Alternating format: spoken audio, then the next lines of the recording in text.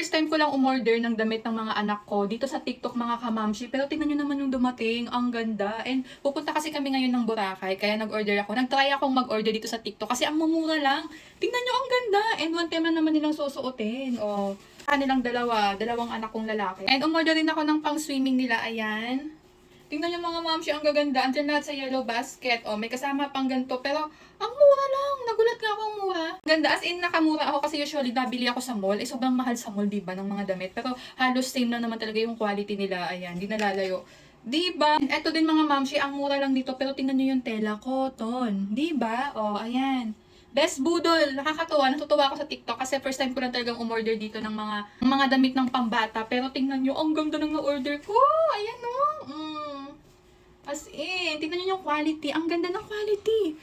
Parang mall. Parang mall quality talaga siya. Pero tingnan nyo, napakamura lang. Ang mura lang nito. Tingnan nyo dyan sa yellow basket. And eto pa, in-order ko to sa ibang store. Nasa 100 plus lang yung terno. Tingnan nyo.